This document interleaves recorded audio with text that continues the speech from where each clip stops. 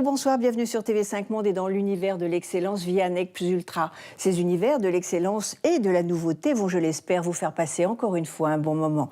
Sommaire. Un salon à peine né mais déjà incontournable à New York, les galeristes jouent carte sur table. En Israël, une Fashion Week qui met tout le monde d'accord. Un couturier qui sait couvrir les corps avec sensualité.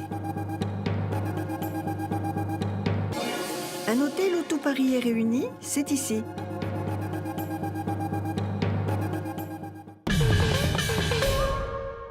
Premier voyage New York, le syndicat national des antiquaires a proposé aux collectionneurs américains le meilleur du design, de l'art et des objets décoratifs, que du beau. Il n'y a aucune raison que vous n'en profitiez pas un peu. Visite de ce musée éphémère. Cela fait maintenant 2 ans que New York a sa grande foire de l'art et du design. The Salon est son nom. C'est la collaboration entre un grand organisateur de salon new-yorkais, Stanford L. Smith, et le syndicat national des antiquaires qui lui a donné naissance. Cette année, 53 exposants venus de 7 pays montrent le meilleur de leurs galeries. Antiquités chinoises et art premier côtoient des œuvres de Schill, Klimt ou Picasso. Un grand méli-mélo de ce que les galeries ont de plus beau. Je suis juste là pour les accords, encourager et faire que le niveau monte. Donc comme vous avez vu, le niveau s'est amélioré, les objets sont beaucoup plus importants. Les antiquaires français qui sont venus ont fait des efforts colossaux. Et aussi bien au niveau qualité, renommée, l'importance des nouveaux antiquaires qui sont présents, ça a fait que le salon devient un des salons majeurs à New York. Et pour ce salon, qu'avez-vous fait venir de Paris ? J'ai choisi là des objets beaucoup plus grand public, pas trop techniques quand même dans l'ensemble, parce que ce n'est pas la même clientèle que pendant la période du salon asiatique de Hong Kong ou de la foire où il y a tous les spécialistes d'art asiatique. Donc on a fait l'objet de décoration mélangé à des objets techniques. Donc on a des chevaux des époques Qi du Nord, donc du 6e, jusqu'à l'époque Tang, donc 8e siècle, des animaux comme un canard, un tapir en bronze, des petits lapins d'époque Han du 2e siècle, et également quelques grosses pièces pour montrer quand même qu'on a des choses importantes, comme une verseuse à tête de phénix, qui est un objet d'époque Tang, mais avec influence persane, qui montre les échanges culturels. Et c'est pour ça qu'on a montré des textiles d'Asie centrale, qui sont des pièces très très importantes, dont un manteau qui est complet, en soie du 7e siècle, où là on voit tout le mélange de la culture chinoise sur la soie, mélangé à la technique persane, des décors en médaillon avec les animaux affrontés. Mais c'est Asie centrale, donc c'est une culture qui est encore peu connue. Et on a présenté quelques bronzes, puisque ma spécialité, ce sont quand même les bronzes archaïques, dont la cloche de très grande taille que nous présentons, qui est à côté de moi. Le bouillonnement anarchique d'une foire avec des œuvres dignes des collections des grands musées, on entre dans chaque galerie comme sur une nouvelle planète. Cette saison, ce sont plutôt des meubles suédois, d'Axel Horch. Oui. Et j'ai fait un mélange, parce que j'aime les mélanges. Et j'ai mélangé avec du design et des choses plus classiques, comme le meuble de Joe Ponti. Qu'est-ce qui vous a guidé dans le choix de ces toiles ? C'est un jeune peintre qui s'appelle Alexander May, un jeune peintre de Los Angeles. Et il a peint ces tableaux. C'est un peu une invention, c'est l'invention d'un langage, parce que quand il était enfant, il est resté extrêmement longtemps autiste. Et donc il est obsédé par tout ce qui est langage, communication. Sans transition, un saut temporel dans le 18e avec la galerie Kremer, spécialiste de cette époque depuis 6 générations. On a voulu faire un petit peu comme au XVIIIe siècle, mais de façon justement dans un décor ultra contemporain, un cabinet de curiosités avec les objets les plus beaux, les plus précieux du XVIIIe siècle, dont un verre églomisé qui représente le fameux mythique château de Versailles. Continuons de passer du coq à l'âne en toute tranquillité. Ici, l'art contemporain côtoie les antiquités pour former un bien prolixe musée. La galerie Le Minotaure est venue de sa rue des Beaux-Arts exposer entre noir et blanc une sélection d'artistes sur une période de 100 ans. C'est une espèce de proposition, de vue d'ensemble sur l'histoire du XXe et le début du XXIe siècle, d'artistes français ou ayant travaillé en France ou ayant un lien culturel avec la France, et quelques artistes israéliens. Dans ce que vous présentez, quel est votre artiste préféré ? c'est Joseph Dadoun. Dans ses œuvres, il y a vraiment un mystère et en même temps, c'est des images fascinantes. Depuis 35 ans, Robert et Chesca-Valois se consacrent à l'art déco. De leur galerie rue de Seine à Paris à celle de Madison Avenue à New York, ils sont les grands spécialistes de ce courant. Je me suis amusée avec énormément de pièces de Charot. Ce sont des meubles qui sont d'une qualité absolument fabuleuse, qui se marient merveilleusement avec la peinture contemporaine et moderne. Voilà, je les trouve miraculeusement adaptés à notre temps. Et point d'anachronisme cette fois-ci, avec la galerie Bérès, l'art moderne se poursuit. Une œuvre importante pour vous dans ce que vous présentez ? Il y a des tas de choses que j'aime. Je trouve étonnant ce Zaraga, qui est un artiste que les gens ne connaissent pas, parce que c'est quand même 1917. Dans les anciens, il y a un objet que je trouve assez grandiose, qui est un tambourin fait par Manet. Mais revenons aux origines du design moderne avec la galerie Oscar Graf, spécialisée dans les meubles européens et américains, de 1870 à 1912. Un objet dont vous aimeriez parler ? Elle est très drôle, la petite table noire. N'importe qui peut penser qu'elle est faite par Macintosh. C'est un de ses fidèles, qui s'appelait Ebenezer Gomm, un Hongrois qui a fini à Glasgow. Et elle est intéressante pour moi, puisque cette table est datée, d'après ce qu'on sait, de 1912. Et si elle avait été faite en 13, ça n'aurait plus été de mon recours, ça aurait été de l'art déco. Et puis l'arc-en-scène, pour revenir à l'art déco, qui présente notamment les œuvres du génial et original Jean-Michel Franck, avec une diversité d'objets remarquables. Il y a une unité quand même, avec des pièces de Jean-Michel Franck et de Dupré-Lafont. Vous voyez que le parchemin est le matériau avec lequel on se sert le plus dans l'idée du stand, si vous voulez. Et aussi le galuchat chez Franck, et les matériaux un peu précieux qu'ils avaient l'habitude de prendre. De toute façon, Franck est pour nous un décorateur des années 30 qu'on a toujours préféré, qu'on a toujours présenté. Poursuivons ce bucolique voyage dans l'histoire de l'art avec une galerie dont la spécialité est le design après-guerre, un fil conducteur.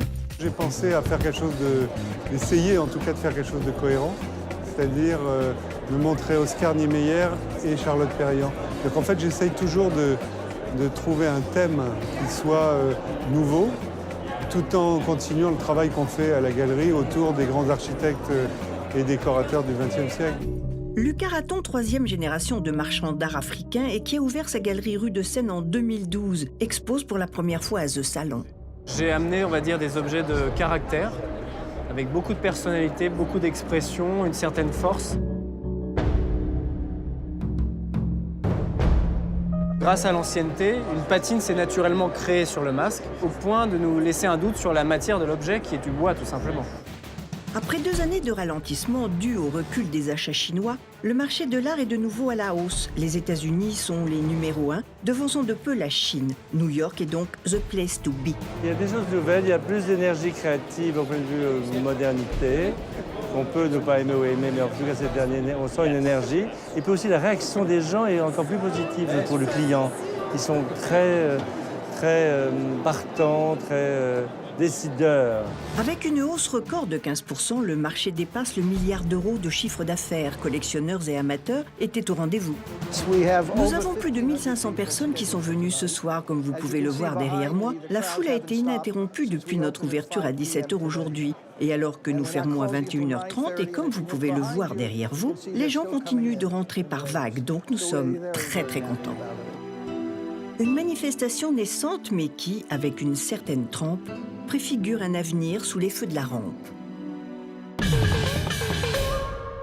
Pour le deuxième voyage, je vous propose de faire un tour à Tel Aviv, à la Holon Fashion Week, pour découvrir quelques créateurs qui sont plus qu'intéressants en rencontre. C'est la 6e année consécutive que la Fashion Week de Holon attire les représentants de l'industrie de la mode du monde entier. Entre expositions, créations originales, films, performances, cette semaine de la mode habille toute cette ville du sud-est de Tel Aviv avec pour épicentre le fameux musée du design. Une perspective multiple et originale pour un monde palpitant qui ne fait pas la pluie et le beau temps, certes, mais qui décide quand même de l'air du temps. C'est donc sous le signe de la créativité que Holon Fashion Week s'est ouverte.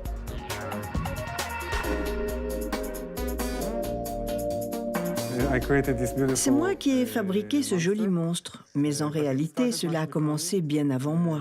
La ville de Jolón anime depuis 7 ans une grande conférence internationale sur la mode et le musée du design de Jolón a été créé en 2010. Nous avons voulu rendre cette conférence sur la mode plus importante, car le musée du design est un grand musée mondial. Nous avons donc décidé de traiter tous les aspects du design, la mode étant l'un d'entre eux. Nous avons des expositions, des performances, nous avons des films de mode, nous avons beaucoup d'éléments qui nous permettent de créer un discours intéressant sur la mode. Et pour commencer, il y avait le travail du légendaire chapelier Stephen Jones. Le prince britannique du couvre-chef donnait à voir entre flegme et extravagance son talent radical pour les chapeaux. C'est une légende car il est génial et que c'est quelqu'un de très gentil. Il a créé quelque chose comme un dialogue avec l'architecture du musée de Renarade, dont il a choisi beaucoup de pièces architecturales ou de formes circulaires et je suis très heureux de pouvoir les exposer ici dans le musée de Jolón.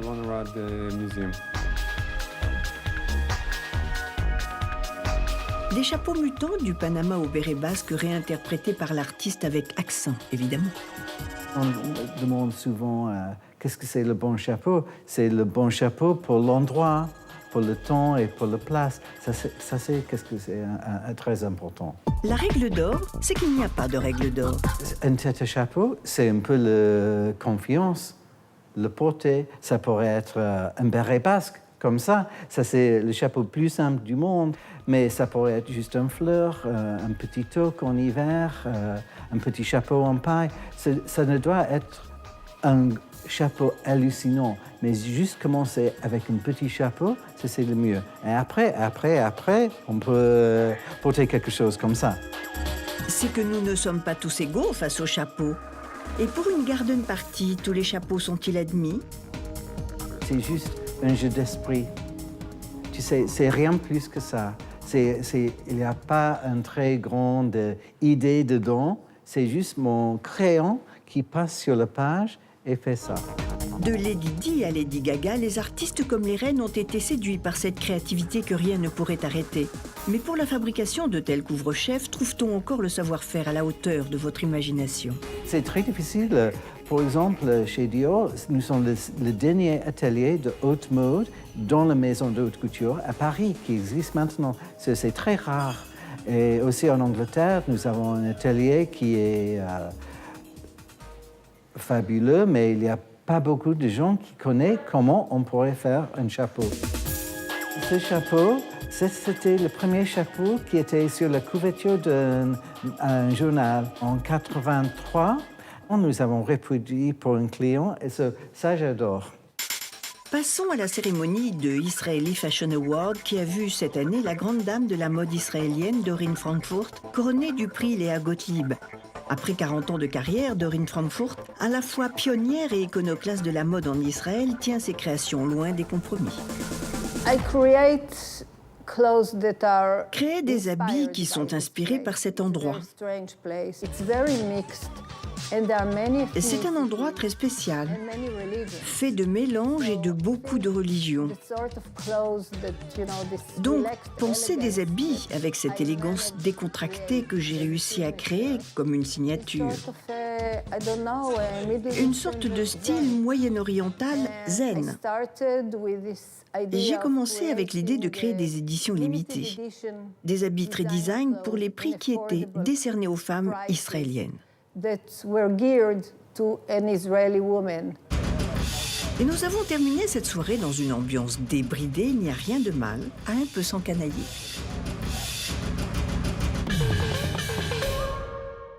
Cette semaine, c'est le couturier libanais Rabia Guérouz qui va tenter de nous séduire avec des robes d'une folle et très élégante sensualité. Défilé.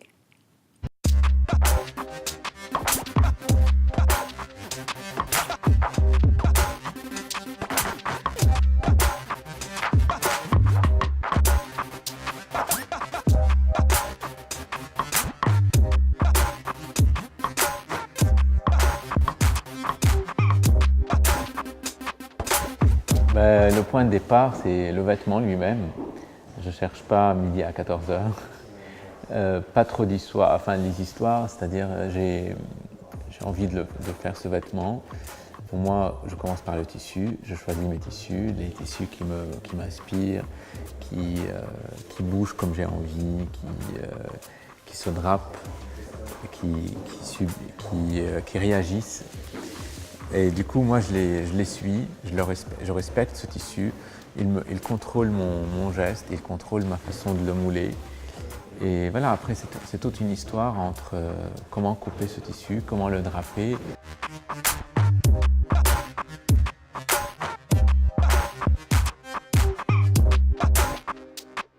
Je dessine peu, je pars souvent d'une toile ou d'un volume, je le dessine après, je repars sur un dessin et il m'emmène ailleurs. Enfin, c'est tout un travail entre la coupe directe et un trait. Et même quand je commence à faire un trait, j'essaye après de faire les toiles aussi d'un seul trait. C'est mon processus en créant depuis quelques années, c'est d'épurer, mais pas faire des choses simples. C'est pas la simplicité qui m'intéresse autant que la pureté. Et je trouve qu'il y a une grande différence entre des choses pures et des choses simples.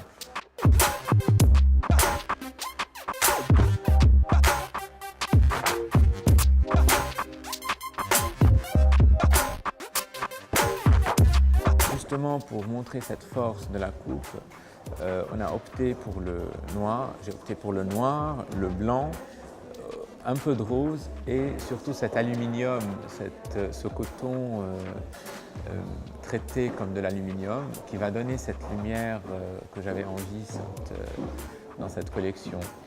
La non-couleur cette fois-ci, c'était parce que je voulais mettre en valeur plus le travail de la maille, le travail de la coupe et les volumes.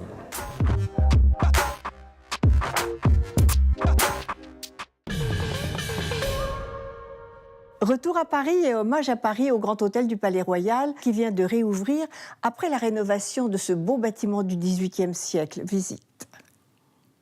Dès l'entrée, on sent que ce lieu est particulier. Le caractère du Grand Hôtel du Palais Royal vient de ce mariage réussi entre une élégance parisienne et hospitalité contemporaine. Situé à 2 pas du jardin du Palais Royal, il se fait l'écho de ce lieu riche en histoire. Louis XIV y a appris à monter à cheval et aujourd'hui, il est investi par les créateurs de mode. Unissant passé et présent dans le même mouvement, le Grand Hôtel du Palais Royal est le prolongement de cette excellence à travers le temps. Cet hôtel, ce qu'il a de différent, c'est qu'il est pour nous l'hôtel des Parisiens. C'est-à-dire, pas qu'il soit réservé à des Parisiens, mais ici, à l'hôtel, on vivra comme des Parisiens. On est au cœur de Paris, on est au cœur de la vraie vie parisienne et de la belle vie parisienne. Et c'est l'esprit qu'on a voulu donner à cet hôtel et c'est ce que l'on transmet à notre personnel pour qu'ils le transmettent aux clients. Et c'est ce qu'on a essayé de retranscrire dans la décoration et dans l'architecture. Au rez-de-chaussée, des alcôves aménagées en salon sont décorées d'aquarelles et de gravures du XIXe siècle illustrant une série de costumes sous François Ier ou encore des jardins parisiens. Ce qu'on a voulu faire de cet hôtel, c'est tout d'abord mettre en valeur ses vues. Parce que de chaque côté de la façade de l'hôtel, on se rend compte qu'il y a une vue incroyable sur Paris. Soit c'est un monument, soit c'est un site historique, soit ce sont tout simplement les toits de Paris. Et donc c'est ce qu'on a souhaité faire. La deuxième chose qu'on a voulu faire, ça a été d'être un vrai prolongement du quartier du Palais Royal dans tout ce qu'il a de culturel et de contemporain à la fois. D'où le choix de Pierre-Yves Rochon, qui mixe à merveille classique et contemporain. Et le choix aussi de nos œuvres d'art. On a à la fois travaillé avec les ateliers de moulage du musée du Louvre pour avoir des reproductions de bustes de Voltaire, Rousseau, Diderot et Buffon. Et comme heureusement la vie continue, des œuvres d'artistes contemporains complètent la décoration. Toujours pour que l'hôtel reste un hommage au quartier et soit ancré dans son quartier, on a commandé à un photographe un reportage sur le quartier. C'est-à-dire qu'on lui a demandé de partir de la place des Victoires et de rayonner autour de l'hôtel, Galerie Vivienne, Jardin du Palais Royal, Galerie Véro-Doda, et de prendre des photos de la vraie vie, c'est-à-dire des restaurants, des magasins, des libraires, des fleuristes, voilà, pour rendre un petit peu l'ambiance du quartier. Un quartier raffiné où architecture et culture côtoient les adresses shopping les plus pointues.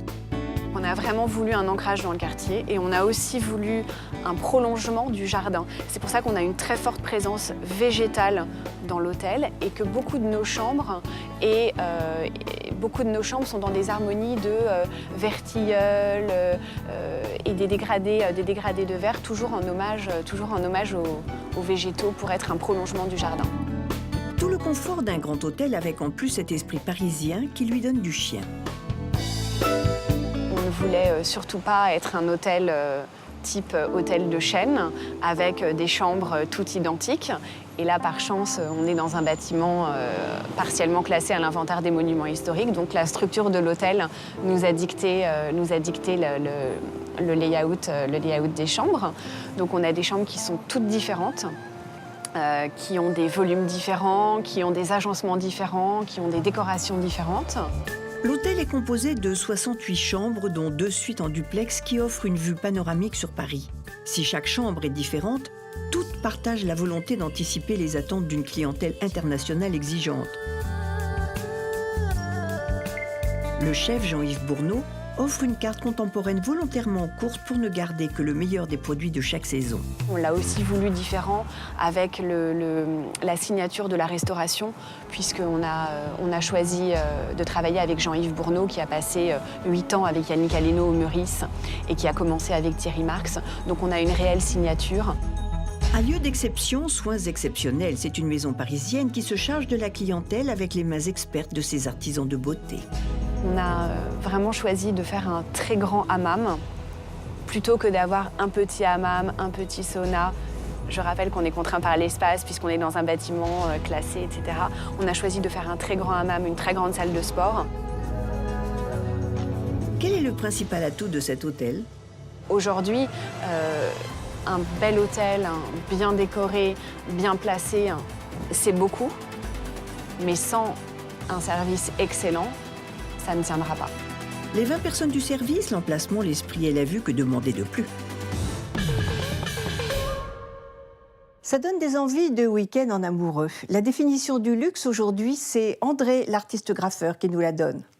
Le luxe, c'est pas ni une question de prix, mais une question de choses authentiques, de vraies, de plaisir. Et souvent dans des choses discrètes plutôt que des choses voyantes. Il est trop mignon cet André. Merci de nous avoir suivis. Merci au Bristol de nous avoir accueillis. Je vous retrouve la semaine prochaine toujours sur TV5 Monde ou sur notre page Facebook. Au passage, un grand merci, un merci particulier à tous ceux qui m'écrivent pour me dire qu'ils aiment, voire qu'ils adorent l'émission. Ça fait toujours chaud au cœur. Avant de se quitter, une courte histoire des arts de la table. Au revoir.